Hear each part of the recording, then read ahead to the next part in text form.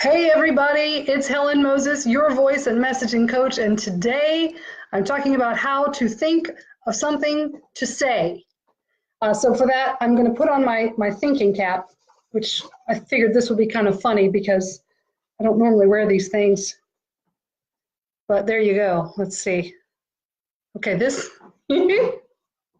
this is my son's mortarboard, I think is right. He graduated from high school and left it behind, so I picked it up and put it on because it's my thinking cap and it represents education and knowledge and wisdom and, academics and all of those wonderful things. Well, today I wanted to talk to you about how to come up with something to talk about, because a lot of times we find ourselves in that kind of situation where we don't know what to say.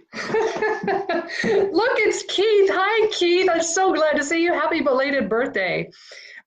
Keith, I'm talking about how to know what to say. Now, this can happen in a number of situations. Or you're in an awkward networking meeting and you're meeting new people and you have your elevator pitch and you say that, and then what else do you say? You've got to make, hey there, thanks, Keith. You have to make small talk. How do you do that? How do you think of something to say? And then maybe it's when you're a parent and you have kids, especially teenagers, and you want to have a conversation and you try to come up with topics that they want to talk about. But here's a hint about that. They don't always really want to talk about much of anything with their parents. So you might think twice about making that a priority. Here's what I know. What I know is it's hard to think of something to say. Sometimes you're trying to think of something to say when you need to give a talk or do a Facebook Live video. What would I do a Facebook Live video on? What would that be about? What can I talk about?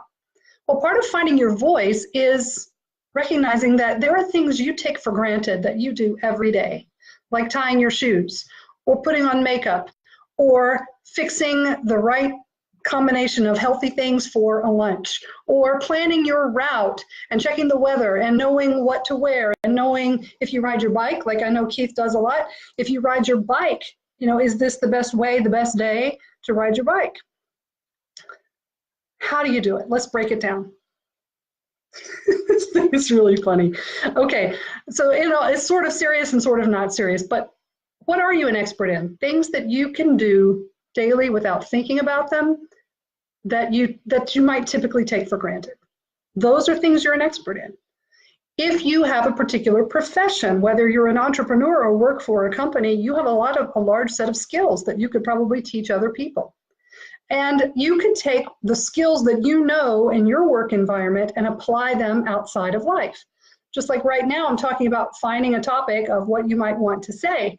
Well, not everyone is going to be giving speeches all the time, but everyone's going to have a point in their lives where they have to have a conversation and they need to think of a topic. Topics. Weather, of course. You can talk about current events if you are willing to take that risk. You can talk about what you're wearing, what your day has been, what you've eaten, all the things that you have thought. You can talk about a creative way to do it. I just had a phone call with a friend today who was trying to figure out what she wanted to say. And we talked about things she's good at and things she knows how to do. And then can you apply that outside the box?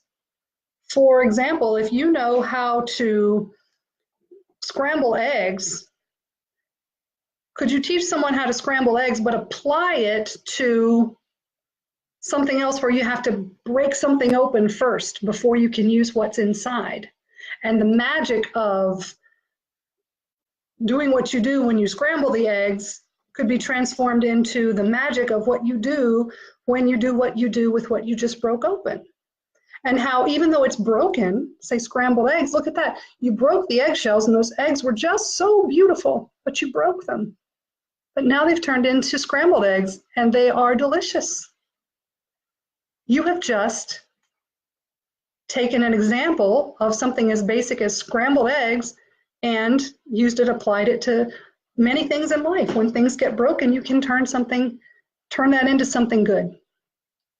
When you're in a conversation and you're stuck, asking questions is a great idea, but try to ask open-ended questions. And not just open-ended questions like, tell me about your life, or even how are you, but questions that will help you connect better with the person you're talking to. I see you are in that. Do you like to wear sweaters like that? Tell me why you like this sweater in particular, or what do you think about the sweater you're wearing today? I don't know, that's kind of random. But hey, Nancy, but what I'm saying is, look, there are a gajillion things to talk about. And if you can't figure out what to talk about, you're probably not thinking about the collective wisdom and experience that you have collected over the years. So I challenge you. Make a list of some things you can talk about. They don't have to necessarily be related to what you do.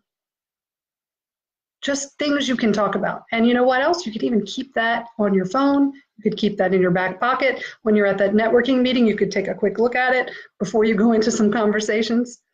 If you're having trouble thinking about what you want to say next, especially if it's for a presentation or a speech, then let's talk. I'll put the link to get to my calendar so we can talk about it. I want to hear what you want to say, and I want to learn from you too. That's what I've got for you with my thinking cap on today, folks. How to think of something to say. We'll talk soon.